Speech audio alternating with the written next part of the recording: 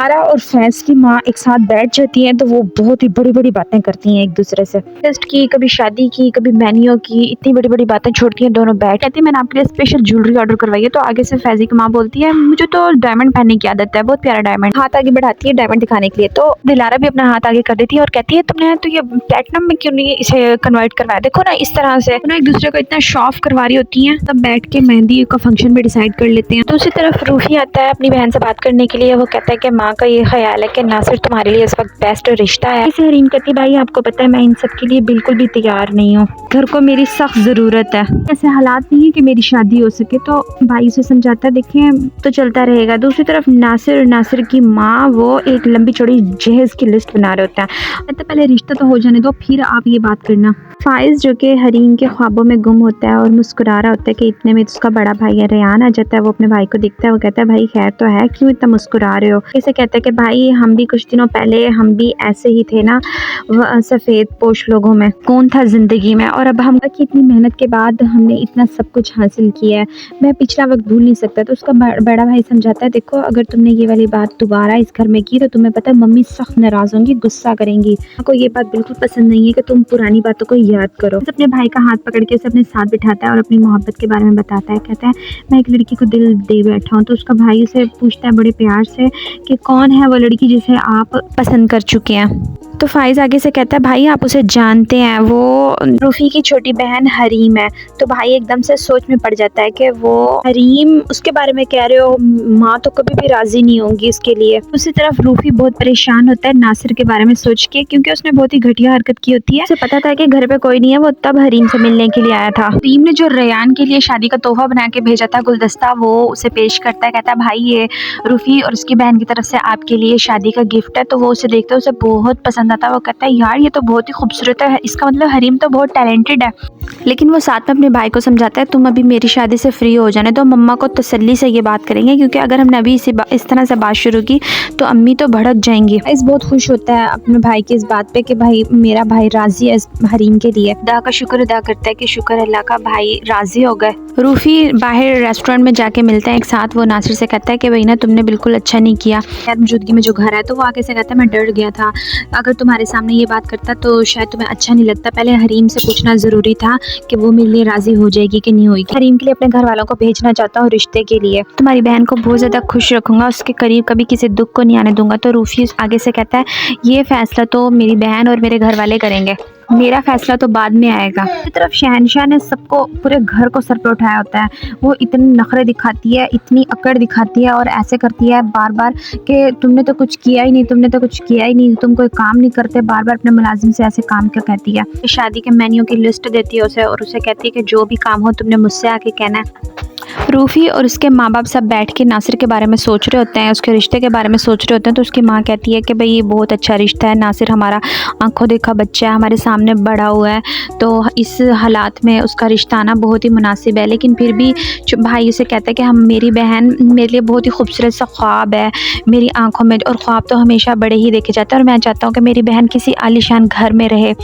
दूसरी तरफ जहारा और उसकी बेटी मजाक उड़ा रहे होते हैं शहनशाह के, क्योंकि उन्हें पता होता है कि ये पहले इसका बैकग्राउंड गरीब फैमिली से था और जो कि वो अब बनती है कि हम तो बहुत मुअज़्ज़ज़ घराने के लोग हैं। जिक्र ही करती कि एकदम से उसकी सास की कॉल आ जाती है और वो बहुत खुश होती है, कहती बहुत अच्छा सामान भेजा है, सारी चीज़ें एक से एक आला है, बहुत ही खूबसूरत है, चीज़ें बहुत ही ज़्यादा अच्छी लगी हमें। वो तारीफ़ें करती है सामान की। लास्ट में ये भी कहते हैं क्या ज़रूरत थी सामान भेजने की, अल्लाह का दिया हमारे घर में सब कुछ है, कोई ज़रूरत नहीं थी, जबकि इन्हों की खूब डिमांड थी।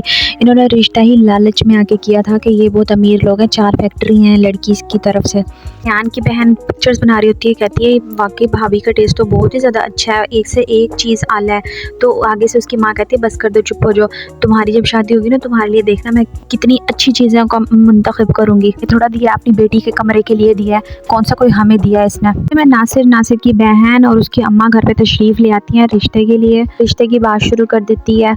जैसे ही रिश्ते की बात शुरू करती है और उसकी माँ से कहती है कहाँ है हरीम, उसे बुलाओ।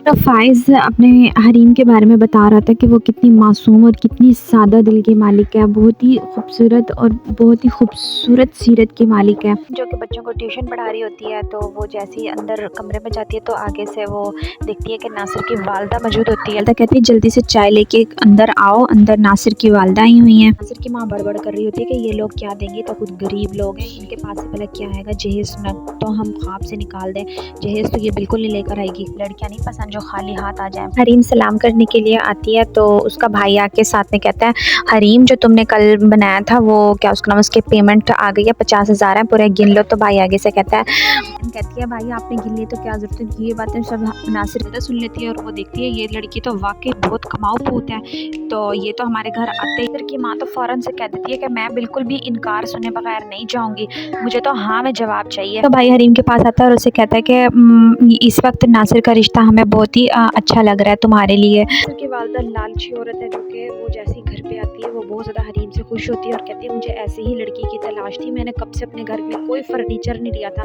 तो आगे से छोटी बहन बोलती है जो भी कोई चीज़ हम मिलाती हैं फ़ौरन से मेरे जहेज़ में रख देती है। नासिर को इस बात की बहुत परेशानी लग जाती है कि पता नहीं बात बन सकेगी कि नहीं बन सकेगी। दूसरी तरफ हरीम जो कि बहुत ज़्यादा परेशान है अपने रिश्ते की वजह से, दूसरा अपनी वालिदा की वजह से, वो अपने भाई को समझाती है भाई मैं भी मेंटली तौर पे तैयार नहीं हूँ इस रिश्ते के लिए। तो भाई कहता है फ़िलहाल तुम इस वक्त फ़ाइज़ के घर जाने की तैयारी करो, उसने बहुत ही प्यार से हमें इनवाइट किया है तो तुम्हें ज़रूर जाना चाहिए उसकी शादी पे। दूसरी तरफ फ़ाइज़ की वालिदा जो कि गुस्सा कर रही होती है बात पे मैनेजर के ऊपर, कभी किसी चीज़ का गुस्सा उतार रही होती है, कभी किसी चीज़ का। फ़ाइज़ आता है और अपनी माँ को समझाता है माँ ये सब कुछ सादगी में भी तो हो सकता था। तो उसकी माँ बहुत गुस्सा करती है, उसे कहती है इस वक्त मुझे तुम्हारी बातें नहीं सुननी, नहीं मेरे पास इतना फालतू वक्त है कि मैं तुम्हारी बातें सुन सकूँ, वो भी ऐसी फजूल किस्म की। तो उसी वक्त परेशान हो जाता है और सोच में पड़ जाता है कि मैं हरीम को उसकी मासूम, उसकी सादगी और पाकीज़गी वाली ज़िंदगी में से निकाल के और इस बेचैनी वाली और जहाँ पे बिल्कुल सुकून नहीं है ऐसी ज़िंदगी में मैं उसे जो लेकर आऊँगा, पता नहीं कैसे रह पाएगी मेरी हरीम। भाई और हरीम दोनों मिलकर जैसे रेडी होते हैं तो भाई के पास उर्फ़ी के पास कॉल आती है, वो हॉस्पिटल से कॉल आती है, डॉक्टर्स उससे कहते हैं कि आप जल्द से जल्द मिलने के लिए आएँ। तो वो हरीम को कहता है कि आप चली जाओ, वैसे भी फ़ाइज़ आ गया लेने के लिए। तो वो हरीम फ़ौरन से मना कर देती है, भाई मैं आपके बगैर कैसे जाऊँगी। तो वो कहता है आगे से तुम छोटी बच्ची थोड़ी हो, तो अब तुम बड़ी हो गई हो, जाओ वो तुम लेने के लिए आया है और इतना उन्होंने इंसिस्ट किया तो किसी न किसी को तो जाना होगा ना, तो मेरी तरफ से तुम चले जाओ और मैं जैसे फ़ारिग होऊंगा मैं आ जाऊँगा। हरीम फिर फ़ाइज़ के साथ बैठ के चली जाती है। फ़ाइज़ इस वक्त बहुत पुरसकून, बहुत खुश, इतना ज़्यादा खुश होता है फ़ाइज़ के उसके साथ उसके फ्रंट सीट पे बैठी है हरीम। दूसरी तरफ नासिर और नासिर की बहन प्लानिंग कर रहे होते हैं कि माँ तो हमारी इतनी लालचन बन चुकी है, हम इसका कैसे बंदोबस्त करें, ये तो मतलब अभी रिश्ता तय नहीं हुआ और ये ट्रक पे ट्रक इसके जहन में चल रहे हैं। वो अगर इस तरह की बात उन्हें पता भी चल गया, उन्हें शक भी हो गया ना, तो वो फ़ौरन इनकार कर देगा। रूफ़ी तो इस किस्म का बंदा है, साफ मुंह पे बात कर देता है वो। फिर जैसे डॉक्टर से मिलने के लिए जाता है वो कहते हैं कि भाई आपकी मम्मा का तो ऑपरेट होना है और 15 से 20 लाख हमें पैसे चाहिए और अभी आपको फौरी करवाना होगा, 30% चांस है उसमें भी आपकी वालदा का ठीक होने के। वो बहुत ज़्यादा परेशान होता है। सारे गेस्ट जो कि खुद दिल में उन सबको पता है क्योंकि ये पहले गरीब थी अब जाके अमीर हुई है, तो सब दिलो दिल में इसका मजाक बना रहे होते हैं कि ये कैसे अपना मजाक बनवाती है, ऐसे बनती जैसे हमें इसका पता ही ना हो, जबकि ये गरीब फैमिली से बिलोंग रखती थी और अब ये समझती है कि ये तो पैदा ही अमीरात में हुई है। सही हरीम इंटर करती है तो फ़ाइज़ से उससे कहता है पिक्चर बनवाने का, तो उनकी एक प्यारी सी खूबसूरत सी सेल्फी बनती है और माँ और बेटी देख रहे होते हैं गुस्से में कि ये फ़ाइज़ ज़्यादा इस लड़की के इर्द गिर्द नहीं घूम रहा और ये है कौन। फिर उसकी बहन को याद आता है कि ये रूफ़ी की बहन है क्योंकि ये उन्हीं को देकर आया था कार्ड। तो फ़ाइज़ उसे अपनी वालदा से मिलवाने के लिए जैसे ही लेकर आता है तो उसकी वालदा कहती है अगर तुम्हें इस लड़की से फुर्सत मिल गई हो तो ज़रा इधर इर्द गिर्द भी नज़र फैला लो, इर्द गिर्द भी देख लो कि और भी बहुत सारे काम है, तुम्हारे सगे भाई की शादी है। इस तरह से फ़ाइज़ चला जाता है उसे बिठा के हरीम को। हरीम जो कि बहुत ही प्यारी, यार उसके करैक्टर के बारे में तो हम क्या बातें करें, वो इतनी खूबसूरत लग रही हैं, बहुत प्यारी लग रही हैं हरीम। जबकि आसपास सब मजाक उड़ा रहे होते हैं हरीम का कि ये किस फंक्शन में किस तरह से बनकर आ गई है। तो अपने भाई की फ़िक्र होती है, वो अपने भाई को कॉल कर रही होती है कि भाई अभी तक क्यों नहीं आया। दूसरी तरफ हंसी खुशी फंक्शन चल रहा होता है और एक दूसरे को सोने की अंगूठियाँ, सोने के जेवर, डायमंड की घड़ियाँ दी जा रही होती हैं। फिर रेसें लग गई आपस में, एक दूसरे से बढ़ चढ़ कर देना, बढ़ चढ़ कर एक दूसरे के ऊपर बात बनाना। वो इस पूरे फंक्शन में यही कर रही होती हैं दोनों समदने मिल के। दूसरी तरफ सारी बातें करके फिर कहती हैं कि भाई हम अल्लाह का दिया, हमारे पास इतना कुछ है, हमें तो किसी चीज़ की ज़रूरत ही नहीं थी। हरीम फ़ाइज़ से कहती है प्लीज़ आप मुझे घर छोड़ आएँ, भाई मेरी कॉल अटेंड नहीं कर रहा, पता नहीं कोई मसला नहीं हो गया हो। तो फ़ाइज़ कहता है कि थोड़ा सा रुको, मुझे भाई से मिलवाना है तुम्हें, फिर तुम चली जाना। फिर जो कि डॉक्टर के पास बैठा होता है और डॉक्टर उससे जो सच बात होती है वो उसे बता देता है। वो बहुत परेशान होता है, बहुत रोता है अपनी माँ के लिए, ना ही उनके पास इतनी दौलत है कि वो इलाज करवा सकें। तो इंट्रोड्यूस करवाता है फ़ाइज़ अपनी भाई से और भाभी से। ये देख के थोड़ा सा शॉक्ड होती है कि ये किस क्लास से लड़की को मिलवा रहा है। और जो कि भाई रयान तो बहुत ही खुशी से उसे मिल रहा होता है और उसे कहता है कि तुम बहुत प्यारा काम करती हो, इतना प्यारा डेकोर करती हो, मुझे अपने रूम के लिए तुमसे ही वो डेकोरेशन करानी है। दूसरी तरफ बहन और माँ ये देख रही होती है ये ज़्यादा भाई आपस में इस लड़की को ज़्यादा अहमियत नहीं दे रहे।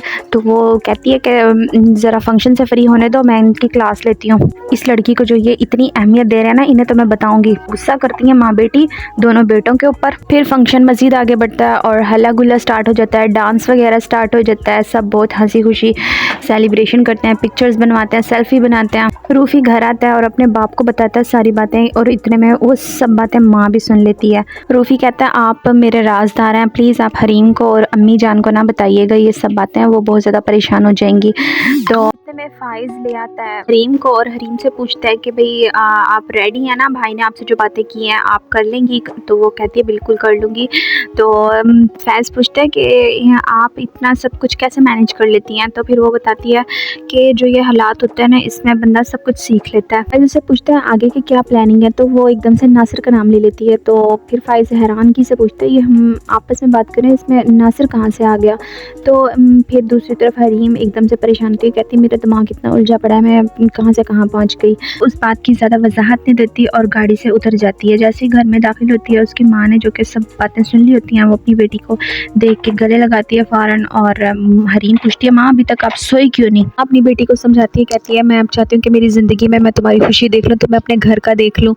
तो हरीम कहती है माँ कैसी बातें कर रही हैं आप, तो अल्लाह आपको ज़िंदगी दे, सेहत दे, ये कि तुम नासिर के रिश्ते के लिए राज़ी हो जाओ, तो ये मेरी ख्वाहिश है। तो हरीम चुप हो जाती है। तो माँ उसका हाथ चूमती है, यार ये जो रिंग पहनी हुई है ना, ये मतलब मुझे बहुत खूबसूरत लगती है और ये उतारती नहीं है, ताकि ये रिंग इनके लिए क्यों ख़ास है जो ये अपने पास रखती है।